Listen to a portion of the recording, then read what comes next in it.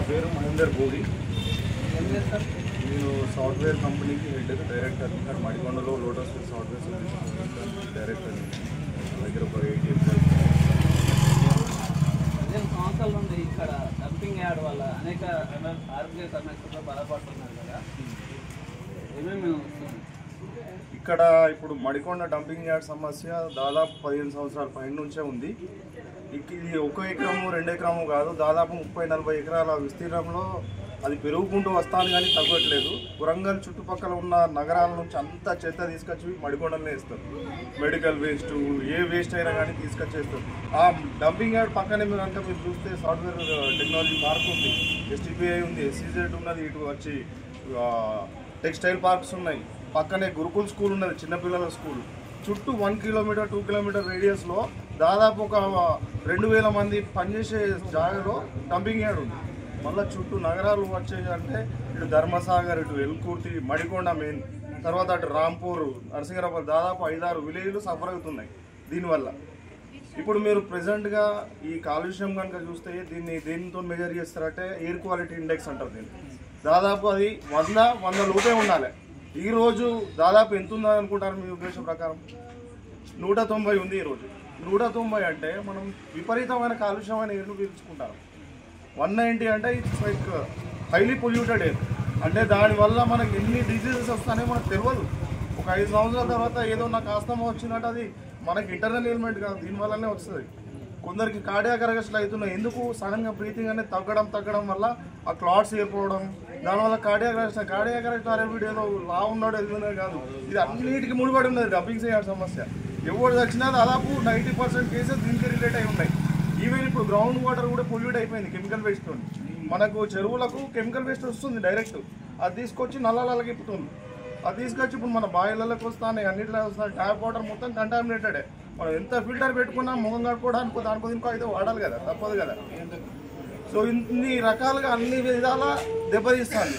ఇప్పుడు 15 years back అంటే TRS rule Telangana form అయినప్పటి నుంచి మేము దీని గురించి కొట్లాడుతాను. దాదాపు 10 సంవత్సరాలు ఏం చేసింది లేదు, ఏం లేదు. ఉన్న బయో మైనింగ్ మిషన్ కూడా ఖాళీగానే ఉన్నాయి TRS గవర్నమెంట్లో.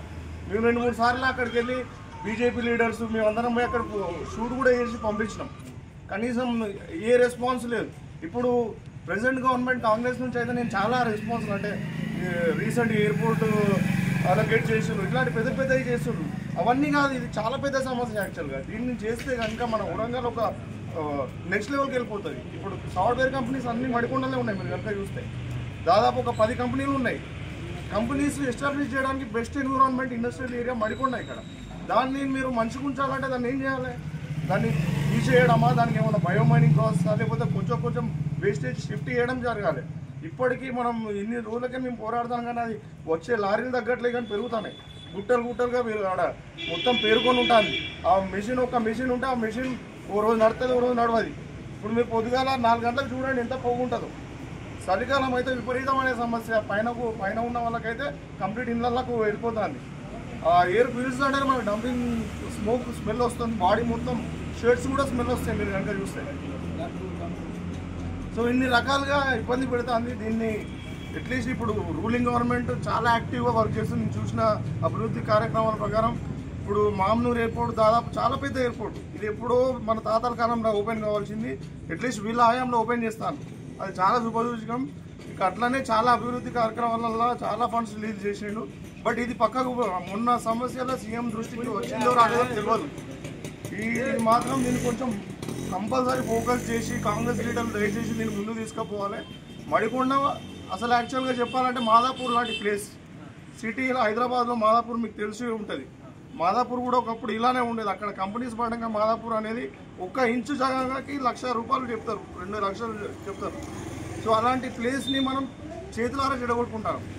ఇక్కడ industries, IT companies, educational institutions మీరు కనుక చూస్తే హైదరాబాద్ పబ్లిక్ స్కూల్ ఇటు పక్కనే, సైనిక్ స్కూల్ శాంక్షన్ అయింది కూడా ఇటు సైడే.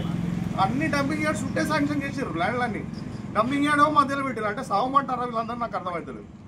వీళ్ళందరూ చుట్టుపక్కల అన్ని ఇన్స్టిట్యూషన్లు పెట్టి అక్కడ టెక్స్టైల్ పార్క్ అని పెడతారు, సాఫ్ట్వేర్ టెక్నాలజీ పార్క్ పెడతారు, గురుకుల్ స్కూల్ కూడా అక్కడే ఉంది. మీరు చూస్తే పోలీస్ స్టేషన్ పక్కనే ఉంటుంది, మహిళా ప్రాంగణం ఉన్నది.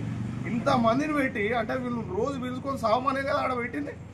అంటే ఇప్పుడు ఇది దృష్టికి వెళ్ళాలి. కనీసం వచ్చేదన్నా సగం చెత్త ఆపాలి. ఇప్పుడు ఇమీడియట్గా పోయేదైతే కాదు ఇది. ఇప్పుడు మనం ఎంత ప్రయత్నం చేసినా ఇమీడియట్గా పోయే డంపింగ్ యార్డ్ అయితే కాదు. ఎందుకంటే అది అంతా అక్కడికి వెళ్ళి చూస్తే వెళ్తే 30 ఎకరాలలో పోవాలంటే ఎట్లా పోతే భయ, అది ఇంపాసిబుల్. దాన్ని వచ్చేది ఒక 4 రోజులు ఆపితే, ఒక 2-3 బయో మెషిన్లు పెడితే దాంతో మనకు వేరే యూజెస్ ఉన్నాయి. కొంచెం ఇప్పుడు మొన్న రీసెంట్గా న్యూస్లో చూసిన 3 దిక్కుల ప్లేసెస్ చూసినట్టు, అది చూడబట్టి 5 సంవత్సరాలు అవుతుంది. చూస్తాను మరి, చూస్తే అక్కడ వాళ్ళు ఒప్పుకుంటలేరు. మనం బుద్ధి తక్కువ చెప్పుకొని తీసుకొచ్చి వరంగల్ అందరం ఇక్కడ పెట్టుకున్నాం. ఆ ఊరు వాళ్ళు ఇప్పుడు ఇక్కడేదో కడికొండ దగ్గర విలేజ్లో కూడా ఆల్రెడీ అన్ని రెడీ చేసినాక ఆ ఊరు ఆపిరంట.